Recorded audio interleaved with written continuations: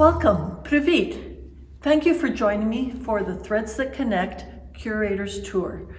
I'm thrilled to be able to share with you some of the stories that I've put together that help us understand how we connect to the different fabrics in our lives and how it connects us to our families and our community and our cultural roots.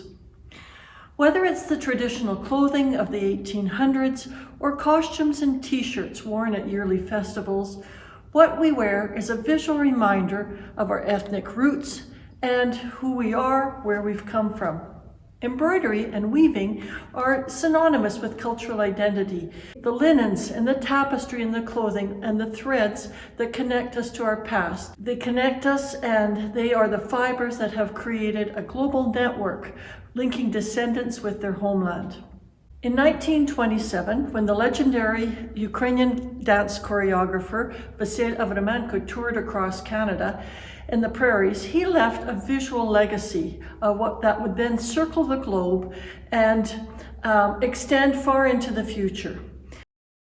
The spectacular sight of heavily embroidered blouses and woven fabrics introduce audiences to the richness of heritage textiles and inspire new generations to take pride in their roots. This exhibit is a reflection on how clothing and costumes have interwoven our lives. Particular attention is given to the major role of fashion and performance costuming in maintaining those cultural ties to our identity and keeping the culture alive.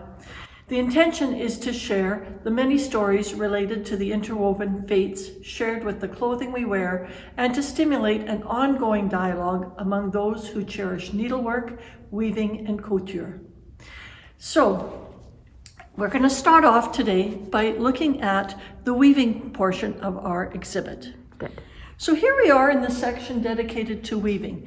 Without weaving, we would not be able to embroider or decorate our clothing and sew it together. Folk weaving can be considered the foundation of ethnic textile production around the world, no matter what culture you belong to. In the geographic area of Ukraine, it developed within the domestic framework of a typical peasant economy. Locally sourced flax, hemp, and wool were handmade into thread and yarn, and cloth was woven on domestic looms, similar to the ones I have here, a floor loom or a table loom. Historically, weaving was directly connected to nature and the yearly agricultural cycle. In the spring, seeds were sown for hemp and flax, and sheep were shorn for their wool. During the early summer months, the wool was washed and dried and carded. In the summer, flax and hemp were harvested for their fibers and processed in the late fall. It was then, during the winter, that spinning, dyeing, and weaving took place. And finally, after a whole full year's cycle, you had cloth, or polotno, that was ready to be cut and assembled and adorned with embroidery. So typically, polotno from the turn of the century was made of hemp or flax fibers, and it was both the foundation of men's clothing and women's clothing. Polotno was usually worn on the bigger loom, and using what weavers would refer to as a tabby or a twill weave. And the width of the polotno was determined by the size of the loom. It was woven in long bolts, which could then be cut and sewn into different articles. Now, on the wall behind this loom, I have two very typical examples of how those pieces off the loom were sewn together.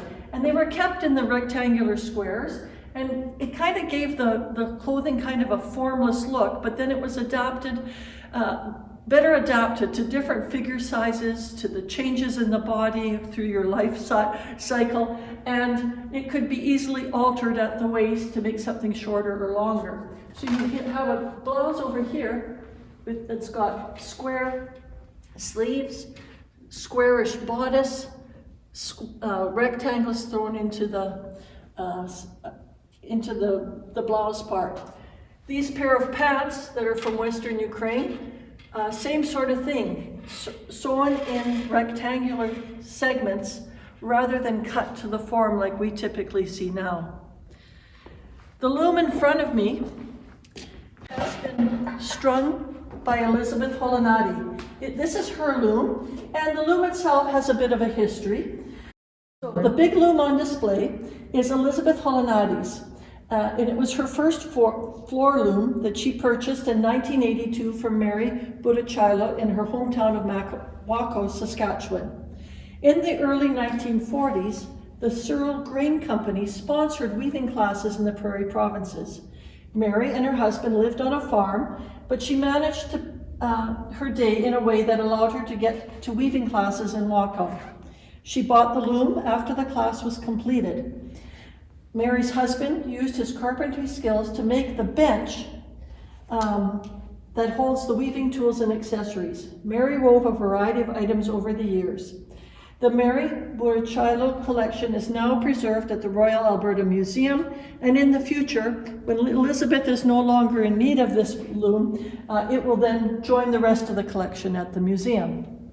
Ukrainian folklore is alive and forever evolving. From the 1600s, when we first see mention of Ukrainian embroidered fabrics in women's dowries, right through the 1800s, 1900s to now, 2021, there has been quite the evolution in the way we dress, in the type of imagery that we adorn our clothing with, as well as the technology that has evolved over time.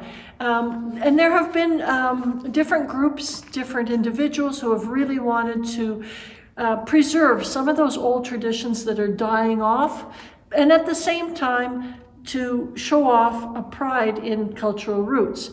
Now, one of the things that happened in the 1970s, actually prior to that, Savella Stachician, out of Saskatoon, was very, very passionate about her Ukrainian background. And while living in Saskatoon as a home economist, traveling into the community, teaching how to embroider the various stitches, connecting with artisans in Ukraine and women's magazines, collaborating, Savella really wanted to elevate the standards of, and she wanted to elevate how people perceived embroidery, not just as a simple form of artwork. She wanted it to be seen as a fine art form, because there's a lot involved in the design, in the planning, in the technical expertise, much like a painting. Her Savella's interests went towards establishing the Ukrainian Museum of Canada. Her very good friend Doris Yanda, who she grew up with in Saskatchewan as well, Doris really wanted to get classes happening within universities, within colleges that would elevate the form of embroidery and weaving.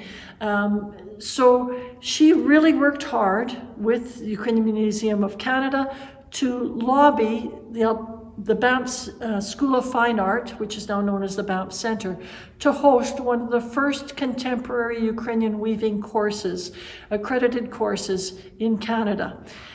Doris and the Banff School of Fine Arts invited Rose Dragan from Saskatoon to teach the history of Ukrainian weaving at that time, and Pat Pellick of Edmonton, who was a master weaver, taught the actual process of weaving on table looms as well as on floor looms. Now, in this little section here, I have on display some of the samplers that Pat created that were used to show her students the variety of ways of weaving for rushnike or for nalaunike, which are long runners that were on benches. But Pat was also into creating clothing based on the styling of Ukrainian costumes. So the jupan, the jacket that is worn with for dance, or some of the jackets worn by men in different regions of Ukraine. Pat wove this jacket based on that style, and we've accessorized it with a poyas. I don't think Pat actually wove this particular poyas, but she wove similar ones that were then used as accenting for formal wear with other fashions. Another thing that happened during the 70s, in addition to the weaving school, was there was a lot of emphasis put on contemporary fashions incorporating embroidery. And this is a dress that was actually embroidered and modeled by Pat's sister, Betty Masick. And it was featured in a 1970 publication called Ukrainian Canadiana that was published by the Ukrainian Women's Association of Canada.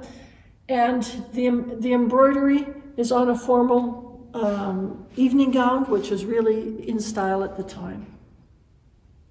This particular loom belonged to Olga Tarasenko in Windsor, Ontario. Doris Yanda came and gave classes to the women that were members of the Ukrainian Women's Association in Windsor. And the class took place in 1975. And there are several of these looms, and it's the type of loom, the size, as you can see by my hands on it here, it's smaller, it's a table loom, and you would have probably woven a poyas, or the sashes. The poyas, narrow, and you could have different widths happening on it, and that's what a table loom would have been used for. Going back to the bigger loom, used for larger pieces of cloth, what is strung on it right now is a plachta. Now, the plachta is worn with costumes from central Ukraine, and it's sort of a checkerboard pattern. And Elizabeth really perfected this technique here in Canada so that she could provide plachta for the various dance groups. So Elizabeth Hollandi, when she was weaving her plachta, came to the attention of the Vita Ukrainian dancers in Edmonton that they would be able to, instead of scrounging around for material all over the place, bits and pieces that they wouldn't necessarily match, they commissioned Elizabeth to weave a plachta fabric specifically for the group. So this is a costume worn actually by my daughter Ilyana when she was dancing with Vita. And if we come around to the back, you will see the plachta. Move back a little bit. And each of the dancers had this same pattern that Elizabeth is weaving on her loom right now, but it varied in that she coordinated the jupon, the jacket's color, to the stripe that came right down the side here. So if you had a blue jupon, the blue stripe was moved over one, or if you had the burgundy jupon, it was here, or a green jupon, it would be ordered in a different way. Now, we also have a couple of other juponets here in the exhibit, and I'm just going to take you to the very back to show you the oldest one. This particular jupon comes from the Onufreychuk collection. It was worn by Olga Pavlyuk, who was Roman Onufreychuk's grandmother, and it was worn in the Main Castle camp in Germany in 1948 by Olga Pavlyuk. The rest of the costume, she embroidered the blouse back around 1900, and the actual jupon was sewn in the camp. What you'll notice about the plachta, if we stick with the weaving, is that it is again the checkerboard pattern, but some of the other details don't seem to have been added as we saw on the other ones, such as pom-poms. And one of the main differences that I noticed, and you could, if you got a chance to see the details, is the modern jupons, they usually have Velcro and snaps and buttons and elastic to keep it on the dancers, whereas this one is simply tied on in different places with a silk ribbon. Another traditional plachta within this collection that's on a dance costume is on the Cheremosh Hopat costume. This one was made of fabric that was ordered from Ukraine, and it again features a checkerboard pattern and the different colors, and is created in layers. Next to it though, I have a very contemporary plachta that was worn in the 50th anniversary costume for Shumka. And this particular plachta was designed by Maria Levitska from Kiev. And you can see that it is an interpretation of the traditional in that it still has a checkerboard pattern. However, it is very loosely made without the layers and with lots of slits so that when the dancers are dancing, they can really move the legs and do high kicks, which wasn't traditional in the past. Another form of weaving that was very typical of Western Ukraine was the skirts, the horbatka, or the wraparound skirt worn by the people that lived within the Bukovinian region. This is the region that is in southwestern Ukraine or northern Romania. The two cultures actually coexisted together on the same territory. This is a horbatka here, not quite as intricate as the plachta, but it's a huge piece of fabric woven on a long loom with some very fine integrated stripes in it. Some more contemporary versions have actually had silver or gold threads integrated into the horbatka, and it was worn again over top of a slip.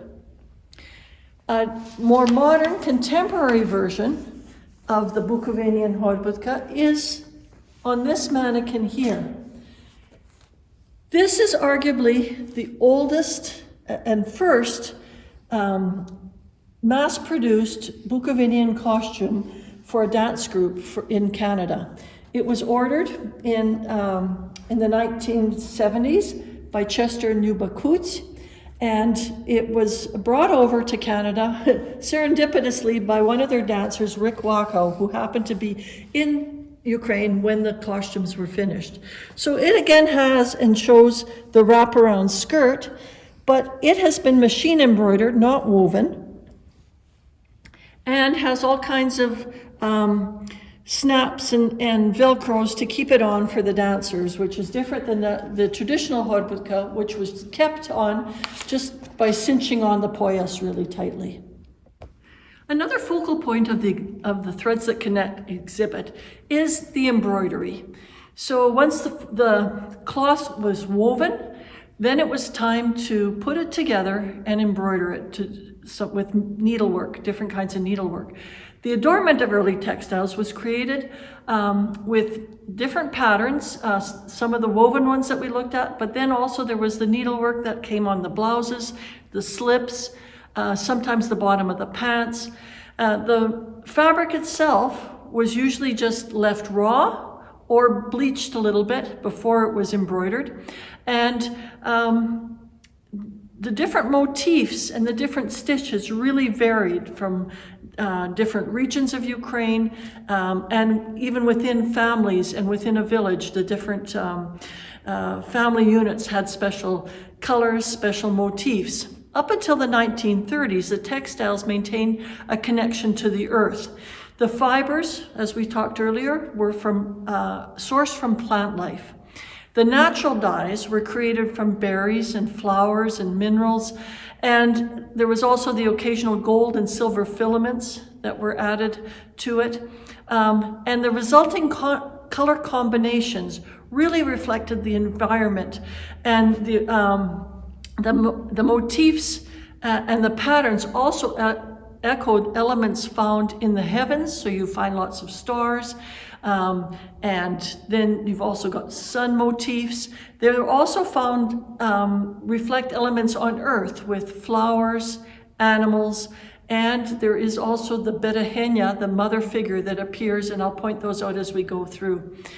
There are over 20 different embroidery stitches connected to regional traditions within Ukraine. Some of the more common ones, such as cross stitch and nezinka, which is a darning stitch. There's also yavoriovka, which is a satin stitch, and verizuvanya, which is referred to in English as hard anger or cut work. They are typical of different regions. And then you've also got Poltavsky Hlad, which is a specific type of satin stitch, and you've also got beadwork. Behind me, I have a collection of blouses that kind of exemplify some of those different stitches. This one particular here is Nezenka. It is worked from the back side, and I'm not sure, no, this one has nicely been lined so you don't see the needlework. But it's a stitch that runs through from underneath and is filled in. The blouse above it is done in cross stitch, as is the one next to it. This one next to it is on loan from one of our contributors, Lida Lahola. It was gifted to her mother when she returned to Ukraine for a visit in the 1990s. She returned to her hometown of Sokol, Ukraine, but the blouse itself is from central Ukraine. Next to it is another one done in Nezenka. And I think I'll be able to flip this one open on this side, and you'll see not the best needlework, but someone was really worked hard at getting this particular detail, this detailed embroidery. And the one here in front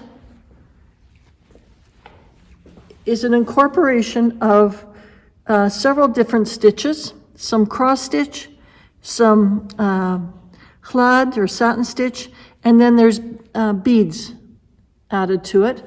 This particular blouse I know is from the Bukovinian region. Where exactly, I'm not sure. What we have in this collection are a Bukovinian clothing, which I actually borrowed from the Romanian Pioneer Museum in Boyan, Alberta. The Bukovinian region of Ukraine is in southern western Ukraine, northern Romania, and the two cultures that are there overlap. They coexist within that region, and even though they speak two different languages, Romanian and Ukrainian, you'll find that they ate the same food from that same region, and they dress the same. And so there is a connection made there very clearly between the Romanians and the Ukrainians living within that geographic territory. The clothing on the women included a horbatka, which was held on tightly with a poyas, with the belt, and very heavily embroidered blouses on the sleeve in many different stitches. The men typically wore a longish white overshirt with white pants, and then a vest, a sheepskin vest over top, sometimes short sleeved, heavier winters it would have been long sleeved. This was in turn used as inspiration for Bukovinian dances, and we've got an example here. This was one of the very first costumes ordered by a Canadian dance group. Cheladyn wanted to expand their repertoire of Ukrainian dance, and so they commissioned a company in Ukraine in 1970s to create this costume for them, which is all machine embroidered, but has lasted a very, very long time. Now, I am continually referring to regions of Ukraine. We have a map here that was put together for us by the Ukrainian Museum of Canada, Ontario branch, and it talks about the different regions. So we've got in Western Ukraine, which the majority of the first wave of Ukrainians came from this area, you have got several different regions that would have very specific colors depending on what plants were growing there, what they had access to. Sometimes if you have merchants traveling through that area, they would bring colors from other areas. You'd also have, depending on the stitch, the Western Ukrainian stitches tend to be quite linear, so you've got a lot of geometric shapes within the embroidery from this area. Moving more into central Ukraine, you have got stitches that are a satin stitch-like, and you're able to get more organic shapes, organic floral motifs happening. So the stitches the patterns are really indicative of the area. You'll also find that when students in the 1920s and 30s were allowed to travel to Western Europe to study, to Paris, to Prague, you started to get the introduction of fashions and motifs and colors from Europe integrated into the Ukrainian styling. Behind me here, I have two examples from the Onofrechuk collection. This particular dress was sewn together and embroidered by Olga Pavlyuk during the time she was still living in Ukraine in the 1930s. And we actually have a photo of her around 1934, I believe, on the streets of Lviv, wearing this very same dress. The only difference is we've noticed in the photo that there was a belt originally with the dress, which we did not receive at the Cool Folklore Center at the Bogdan Medvedsky Archives. We did not receive that belt with the dress. But the styling comes out of a book, a women's magazine that was published in from 1927 to 1938. It was called Nova Chata. And in it, they featured monthly different patterns of contemporary fashion that were designed by some of the students that had traveled from Ukraine and studied in Paris and Prague. Next to it is an even more contemporary dress, and that is, it was embroidered by Lyudmila Onofrechuk, Olga's daughter, and it was created, Lyudmila created it in 1970 specifically to wear for Christmas. We've got a photo of her here wearing it.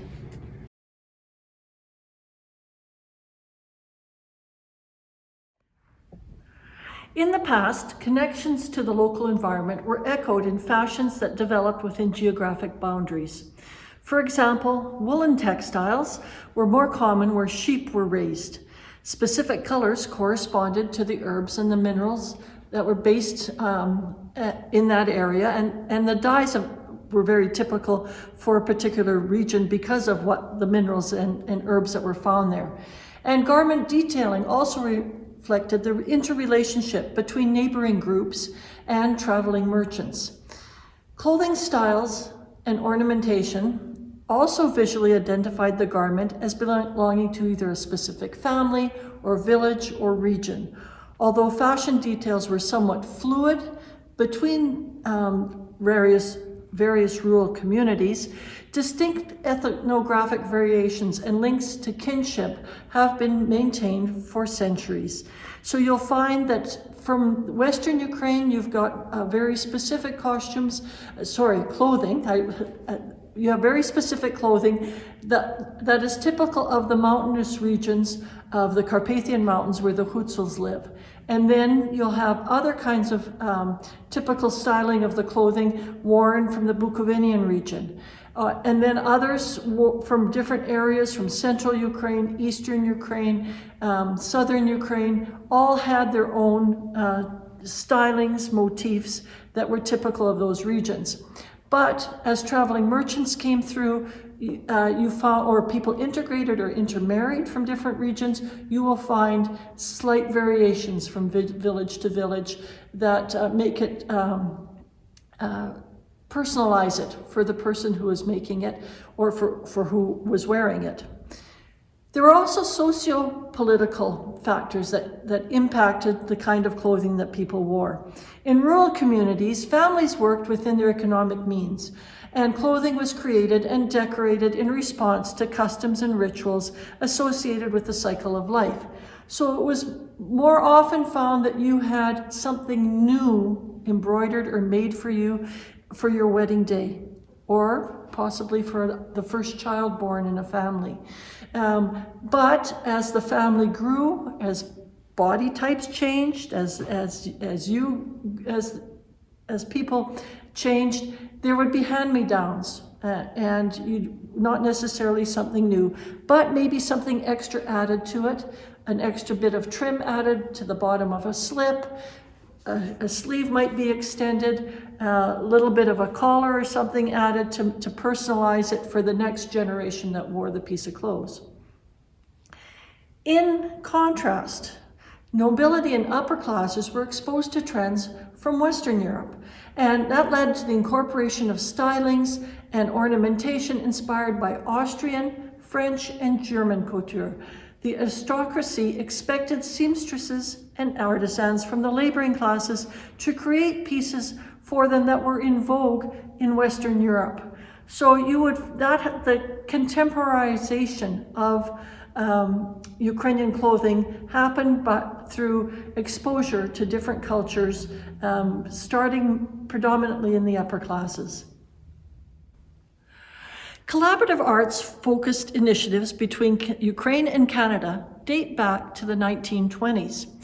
Well-known Ukrainian-Canadian home economist, Savella Stachyshin, was inspired by Vasyl Avramenko to learn about regional textiles. Beginning in 1927, she partnered with Olena Kiselevska, who was the editor of the women's magazine Zhinocha Dolia from Lviv. So Savella wanted to work with someone from Ukraine in order to help perpetuate and help the next generation of Ukrainian Canadians to learn how to embroider some of the traditional patterns, some of the traditional stitches.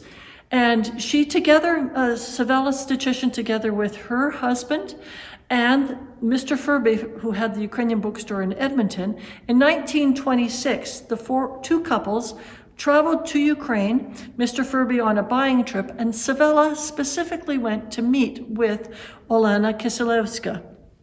The two of them created a bit of an exchange program to support artisans in both countries. Olena penned articles for the women's section of Ukrainsky Holos, Ukrainian Voice, which was out of Winnipeg.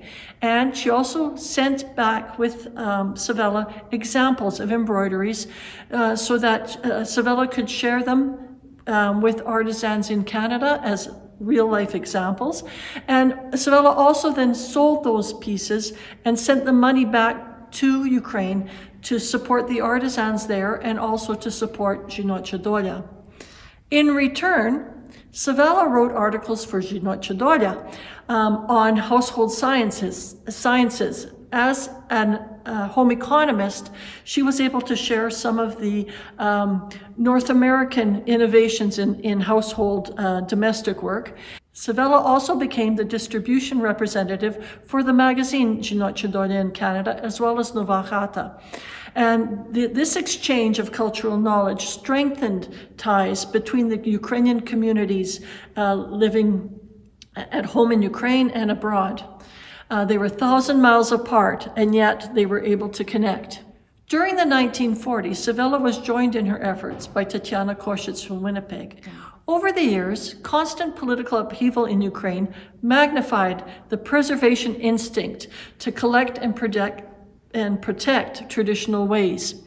This dates back to the 1800s in Ukraine itself. And in response to that instinct, there were a lot of arts collectives that were created that would help protect the traditional ways. One of them was the Privit Society, which set up in many different villages across Ukraine, as well as there were some independently run sewing circles, like the one behind me here, as an example of a sewing circle in the village of Potochiще. And the Cool Folklore Center has the collection from the Kuryliu family. This photo is part of that collection, and it shows Anna Zabolotna before she married Vasyl Kuryliu. And this was a sewing circle in her village. And it features a sewing machine that was purchased with money sent from Canada by Vasyl Kuryliu before Anna came to meet him. And so these sewing circles were established throughout Western Ukraine as early as 1868, and they helped maintain the cultural sovereignty with an emphasis on teaching traditional folk techniques and the history behind the symbolic motifs and patterns. And as part of Threads That Connect, there will be a lecture that features And as part of the Threads That Connect exhibit, there will be a lecture on the symbolism of embroidery in Ukrainian culture. Following World War II, many of the Prasvita participants emigrated, relocating to Canada, Brazil, Argentina, and Australia. And while en route, their artistic expertise was shared in European displaced persons camps. And we're just going to move over here for a second to look at this next part. So we've spoken about this particular costume earlier, and it comes from the displaced persons camp in Mainz-Kassel, Germany, 1948, part of the Untitled collection. And it was very typical of, within these camps, for the Ukrainians to group together, sew and cobble together costumes so that they could continue with singing in choirs and having dance groups. And through their performance on stage within the communities, they were able to share Ukrainian culture and keep it alive amongst themselves as well, as they were living through challenging times of immigrating from Ukraine to different parts of the world. Historically, efforts were focused on perpetuating the innovation and artistic expression. In Ukraine, it was not unusual to encourage students to pursue formal arts training in Paris, Prague, and Krakow. The objective was to apply fundamentals of Ukrainian folk traditions towards global artistic enlightenment. And so you'll find that within these camps, people discussed what was happening. They embroidered, they tried to remember patterns from the past, and also were innovative in perpetuating that artistic drive that they had been working towards in the past. So in the village of Potochishin in Western Ukraine, there was a sewing circle, and the young women who were involved in the sewing circle, many of them who were still in high school age, in the gymnasium, they also embroidered at school. And we have a really good example here of a purse that was embroidered, a little clutch purse. It was embroidered by Anna Zabolotna, who then brought it with her to Canada when she married Vasil Kurilyu. And this particular one, as well as we have on display a couple of handbags that were embroidered, these patterns and this styling was actually featured in the Vachata, in the magazine, in the late 1920s and early 30s. So it wasn't something that was had the particular shape, the bags, etc., were not from long past, but they were influenced and introduced into the culture by the designers who contributed to the magazines.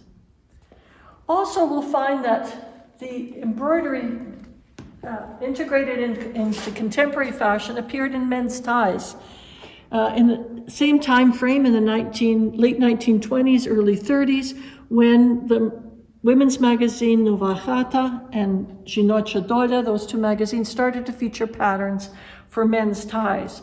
So they could still have a connection to their cultural identity, but at the same time wearing the business suit that meant so much in the Western world. So the tradition of sewing circles continued as immigrants moved from Ukraine into Canada, into South America, to Australia. And you'll find that women who still remember the techniques would get together and want to share with others. It was people like Savella Stichishin in the 1920s. As a home economist, she traveled through the prairies, particularly in Saskatchewan, teaching young women how to embroider some of the traditional stitches. But you'll also find that in the major cities, there were people such as Olga Semchuk in Edmonton. In the 1960s, she worked at a St. John's Cathedral in Edmonton and had many different groups of women get together to learn the different stitches.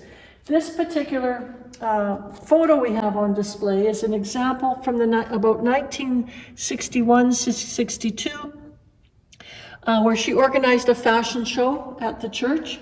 Also, this particular blouse, Olga herself embroidered it, And for Betty Farina, who had joined Shumka, the blouse was beautiful, but it was too beautiful to wear as a dance costume. So Betty actually invited Pat Pellick she commissioned her to weave this silk poyas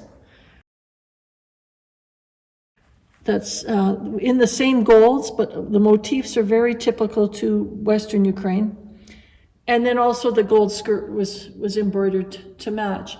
And we'll find that there are many different fashions. The Threads That Connect fashion show coming up this fall is going to feature a whole collection of retro stylings from this time period, where people like Mrs. Sembaliuk, or in Winnipeg there was Pani Koshitz, and you just found that there was someone in almost every major city in Canada who had that expertise that could show how to do the stitch, but also then worked with the women to incorporate it into modern contemporary fashion.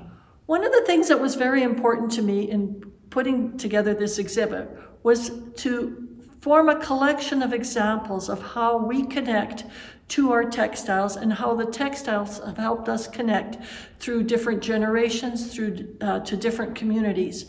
One particular example I have here is an older style jupon. This is from the around 1945.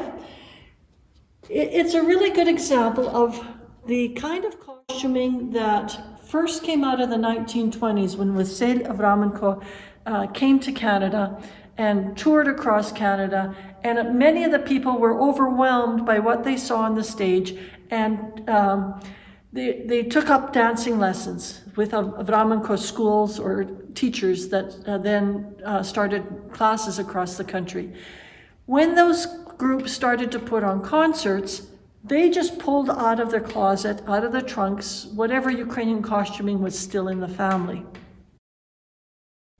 And it wasn't necessarily typical of the dance that was being done if it was a dance from central Ukraine or from Western Ukraine. It was clothing that was cobbled together that just said, I'm Ukrainian. This particular one was actually sewn together by Olga Korpus after she saw Avraменko's tour that came through Regina in 1927. She sewed it by memory for her daughter Patricia, and it was actually originally just a straight cut vest without the form at the waist. A few years later, Tatiana Korshitz from Winnipeg, affiliated with UNF, Ukrainian National Federation. But Tatiana came across and talked to many of the women in the smaller towns and cities, and explained that the hopak, which is a dance from central Ukraine, the jupon worn by the girls would typically have had pleats in the back. So Olga, being a seamstress, very quickly refashioned the jupon from being straight cut to having the pleats in the back. So you had a connection there between someone's memory, what they saw, what they were excited about their own culture, and then someone else coming in from a different generation with a bit more information that they could add to the memory to be able to create a costume that was more fitting to the type of dance that was being done. If you go through historic photos, you'll find this typical kind of jupon was popular during the 1920s and 30s. So in Canada in the 1970s, we saw the dawn of multiculturalism. And there was a whole group of us, I was part of that surge of second and third generation Ukrainian Canadians, first, second, and third generations of Ukrainian Canadians who were already on campus, on university campuses, and we were proud of our cultural roots. Multiculturalism was making a big push to have people become multilingual, to show off their roots. And this particular jacket was worn by Lita Lahola while she attended university. It was sewn together by Mrs. Aponyuk of Edmonton in 1975, and it is a contemporary version of a hutsal kiptar. So the hutsal kiptar was traditionally made out of, or sirdak, it was referred to, it was traditionally made out of heavy wool, which would have not worked well on stage, would not have worked well as just everyday clothing to wear to class. And so Mrs. Aponyuk started to modify the textiles that were used for it, but she kept their traditional motifs and embroidery patterns that were incorporated onto this particular garment. And Lita wore it proudly, she says, all through her university days while on campus. Fashion and stage costumes have helped bridge the distance between countries, generation, and waves of immigration. When Ukraine came under Soviet rule, communities in the diaspora kept traditions alive, and efforts were made to preserve clothing and folk art techniques for future generations. In the 1970s, when the borders softened, one of the first diplomatic invitations went to dancers to come and study in Kiev and in Lviv. This opened the door to future cultural exchanges, eventually leading to ongoing international dance and choir programming. It was also during these early years in the 70s that a link was established between costume designers in Ukraine and the artistic directors abroad. In the early 1970s, Cheremosh's artistic director Chester Kutz and his wife Lyuba were one of the first North American groups to order stage costumes from Ukraine. Their successful acquisition of a complete set of Bukovinian costumes for the group paved the way towards a long-standing relationship that it now exists between international groups and Ukrainian designers. From the epic productions of Shumka's Cinderella and the Mosquitoes Wedding to smaller dance school concerts in rural communities, we can see how threads have connected the community and interwoven our destinies. In the 1970s, started to find that different dance groups wanted to expand their repertoire to include different regions of Ukraine. The typical dances on stage up until that time were either ones from central Ukraine or were from the Hutsal region of Ukraine. And so you would have a program that featured those two. But many of Ukrainians were from other regions. And so Chester and Lyuba Kutz, who had Cheremosh at the time, decided that they wanted to do some deep research and got permission, and with the help of the Alberta government, traveled to Ukraine to study the different costumes that were in the museums and talk to the different artisans and designers and historians at that time who knew about the costumes. They came back with an idea on how to revamp and create a new costume for the Cheremosh Hopak. And they not only wanted to connect again back to Ukraine, they worked with traditional styling of the costume as well as the embroidery on it. They wanted their dancers to then reconnect with the folk art of embroidery and to connect with their different generations. So this particular costume, which I have borrowed from Gail Wacko, who was a longtime member of Cheremosh and alumni, she, together with her mom and her aunt, embroidered this particular jupan and apron. It was part of the Cheremosh tradition that every young woman who joined the company would create and embroider their own costume with this pattern. And it was natural for them to then collaborate with their mothers or aunts or someone else in the family to finish it, because many of the dancers were of university or high school age, and they didn't have time. If they were properly studying, they didn't have time to do so much embroidery, so that you would find that the families worked on it together. This particular costume has now been worn by two generations. Gail wore it for several years, and then her daughter Brooke wore it when she was part of the Cheremosh company. So the decorations have a history. The patterns on them have a history. I'm going to move over now. Right next door to this is Cheremosh's Privit costume. So we're actually moving from around 1972 to 1992. Chester Coots had already retired, and Mykola Kanavats was the new artistic director of Cheremosh. And for his very first concert with Cheremosh in 1992, Mykola wanted to make an impression with the costuming, but also create a link between Ukraine and Canada, between his two homelands. So he designed this particular costume specifically to say that, to welcome everyone to his, and show off his dual identity. And in it, he's incorporated the cranberries, the kalena, representing Ukraine, and maple leaves that represent Canada. And you'll find that on the rushnek, under the collage, as well as the detailing on the sleeve and on the side skirt, on the plachta of sorts. We have on display his initial sketch for the costume, and Mykola has continued to design costumes for each of his new productions, and then send them back to Ukraine to be produced over there.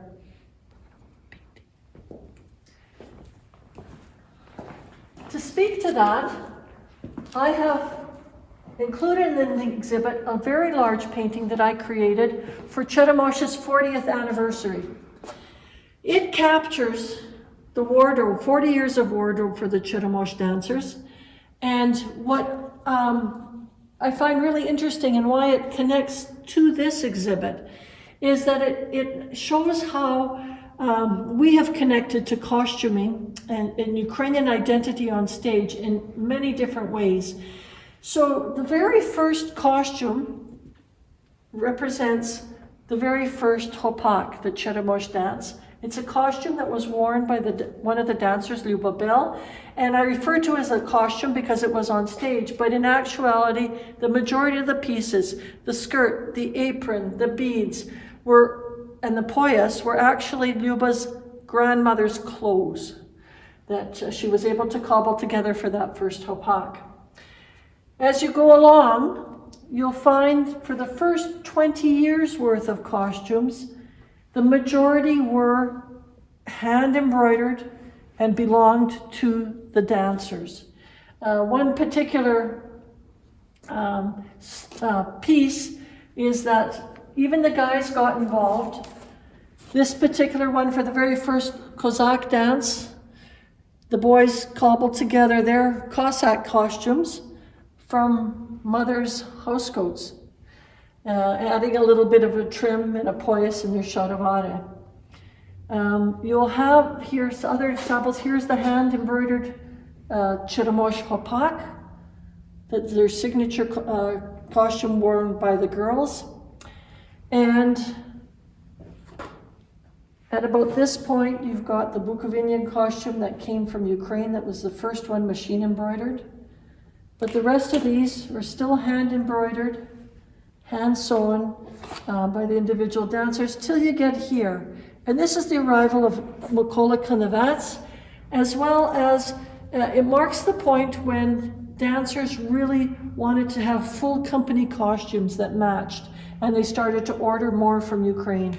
And you continue along and you'll see a few hand embroidered blouses, but then there's the one that was machine embroidered for the Privit. And then these last two panels, as the artist of this, and as I was mixing my paints and preparing to work into the most recent costuming, I realized that many of the colors were not typical. We've got lime green, we've got pink, and you wonder, why is that so? And you realize that under stage lighting, these fabrics, these colors, take on a different vibrancy. Whereas the old earthy colors tended to go dark on stage, these ones really lit up the stage. Also, they were made from different fabrics. You no longer had the traditional hemp, linen, heavy wool costumes or clothing worn on stage that my grandmother would have worn.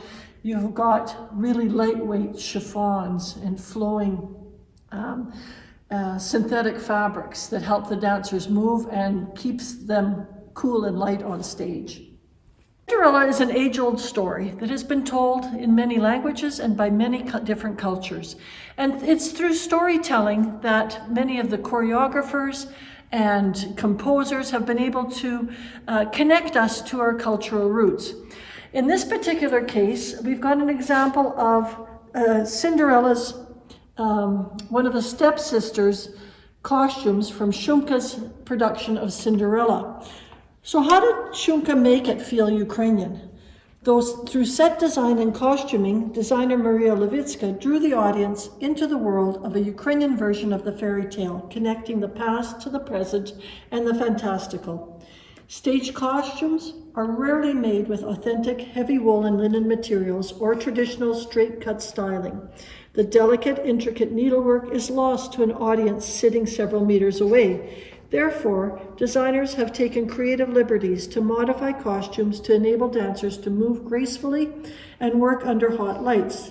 They rely on traditional styling, clothing shapes, and bold patterns to connect the audience to the cultural content and tell the story. So in this particular case, this styling with the jupon, that has pleats in the back, that has an apron, and a plachta, stylized plachta. From a distance, this actually even, these collaged, appliqued pieces of fabric look like embroidery off stage. And so it's the cut and the interpretation of the embroidery from a distance that tells you that this is a Ukrainian themed version of Cinderella. When we talk about the symbolism of the embroidery, it has carried forward from those initial 1800s villages where someone might have embroidered the berehenia motif onto a blouse, which was the symbol of fertility, the mother figure, or kalena, which would have been represented Ukraine, or again another symbol of fertility or beauty. The kind of symbolism also carried onto the stage. And you will find this particular piece is from Shumka's The Mosquitoes Wedding. And in The Mosquitoes Wedding, lots of bugs. The bug that represented the bad guys in the storyline was the cockroach. And this is the cockroach pattern. It's the bad guy's costume. So the costume designer, Anna Ipativa from Ukraine, worked with Shumka to create the bad guy, all of the costumes, and particularly the bad guy's costume to represent a cockroach, and she incorporated black and orange bicolor pattern with 3 black and 2 orange stripes into the costuming. This particular combination of colors and striping is a component of the high military decorations awarded by the Russian Empire, the Soviet Union, and the current Russian Federation. And so it's Miss Ipativa's characterization of the cockroach as the Russian bad guys, including this symbolism that she has put the costume together to be on stage. Another interesting feature on the back is that the whole theme of the story was love, and she incorporated a detail you don't typically find in Ukrainian costuming, but you could change the costume a little bit. Migration, political and economic activities, global pandemics, and innovations are some of the many factors that have contributed to the ever-evolving folklore associated with centuries of fashion and costuming coming out of Ukraine. During the interwar years, cotton and synthetic materials were introduced into communities all over the world. Commercially made DMC thread and anchor thread provided continuity between dye lots and offered colors previously unimaginable. So up until the 1930s, you found that in Ukraine and in Canada, threads were hand-dyed, and they varied. from year to year, depending on how strong the berries were, how well you did the process. But with DMC threads, you could be sure of getting the same color every time, and you had way more colors to work with. The other additional benefit was that those threads didn't bleed when you washed your garments, or didn't bleed as much. There also was the introduction of cotton Aida cloth, which had a larger weave to it than the hemp and the linen. It was also more readily available because to make your own hemp or linen cloth had become illegal in Canada. And so you could buy this cotton cloth, and you could buy it in various thread counts. So if you were getting older and your eyes were finding it hard to see the threads for embroidery, you could use the wider weave, or if you wanted something more detailed and finer, you could use the finer weave of the Aida cloth. It also made embroidery easier to learn because of the bigger weave that was available. And you also were able to buy a canvas, a canva, so that you could embroider onto some of the newer polyesters and rayons, and even on spandex if you wanted to give that a try, which were more lightweight for dancing or performance, or just wearing naturally. In many respects, the new generation of textiles was more economical and functional for active lifestyles and on stage, and unsurprisingly, it was easily integrated into use. There was also a technological revolution in the way that our threads connected us to our ethnic identities. And this was in the 1970s when silk-screened festival t-shirts began to make an impression. They were an inexpensive way and a popular way of wearing our cultural identity. And you'll start to find the memes that we find on Facebook now, those were memes on t-shirts back then. And you could say more. The symbolism changed by adding words to the t-shirts. And the language and imagery could be expressed through text and graphics, and dance group identity became as popular as regional representation. So in this particular collection, I actually have a t-shirt from Verkhovena, Ukrainian Youth Association Dance Ensemble in Melbourne, Australia. Within the collection at the Cool Folklore Center at the University of Alberta, we have over 300 different t-shirts from different dance groups that are from around the world, from Argentina, from Brazil, from England. And so it just shows how people were able to take the technology of silk screening and continue the tradition of wearing our identity, to showing off who we are, what we do, where we come from.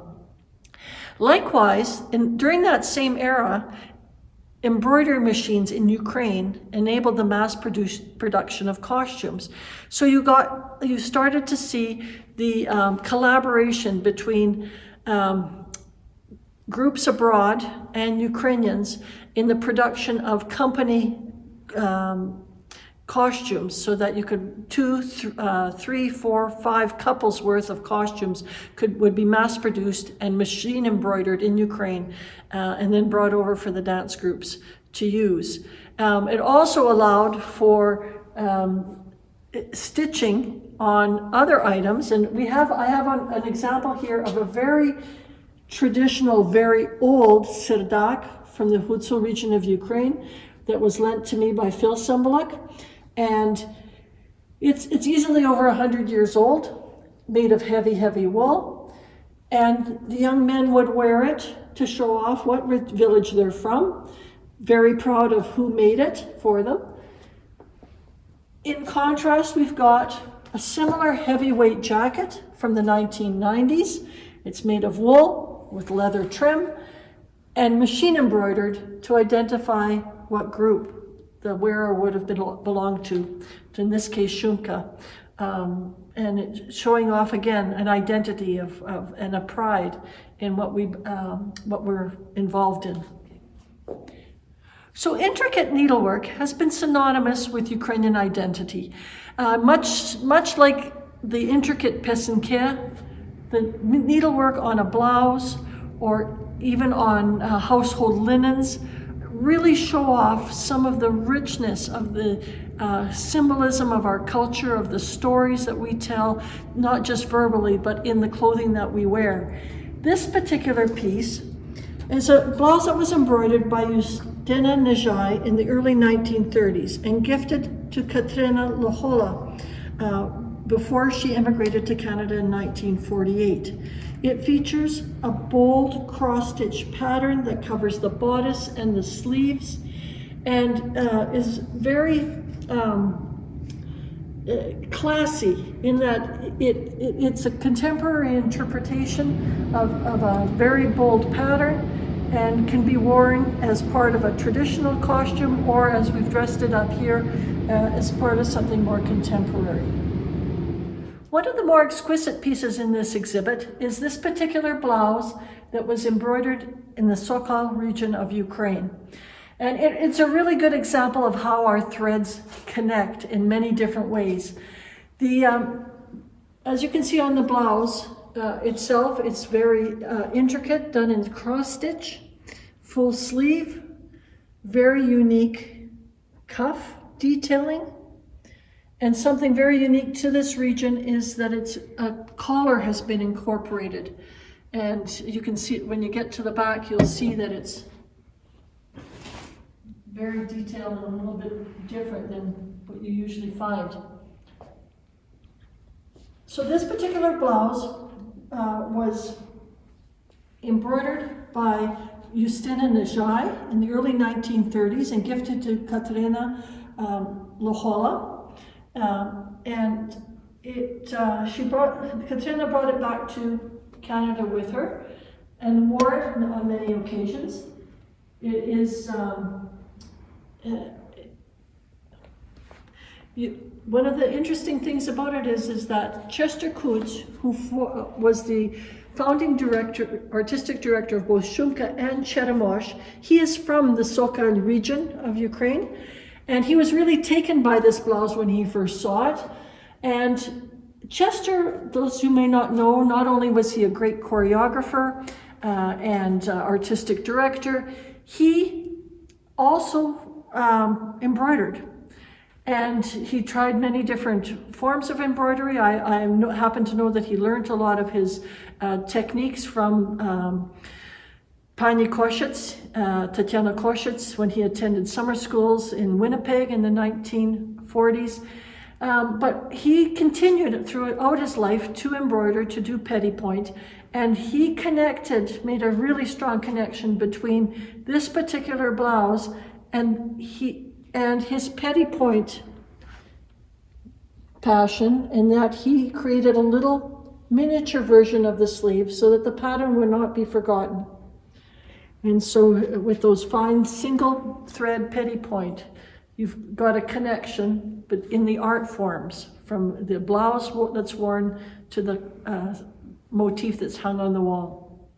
So to round out the exhibit, I have brought us to these two mannequins sitting here that represent Ukrainian past and present, as well as many different generations.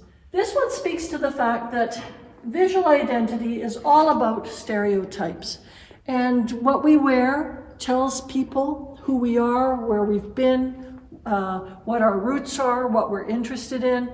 And it isn't unusual for us to see someone in the streets, either of Ukraine, Czechoslovakia, Poland, Canada, rural Canada, dressed in sort of very simple, practical clothes without much form, but wearing a chustka or a kerchief that immediately identifies that person as most likely having a Slavic background. And if you come from a Ukrainian area, like we've got just east of Edmonton, we've got Kalina country, and where a lot of the pioneers first settled, the first Ukrainian settlers that came to Canada settled in that area. You see someone like this, you automatically think this must be a woman of Ukrainian heritage. Likewise, on the other side, in a contemporary setting, we have a young woman who's wearing a vyshyvanka, an embroidered blouse.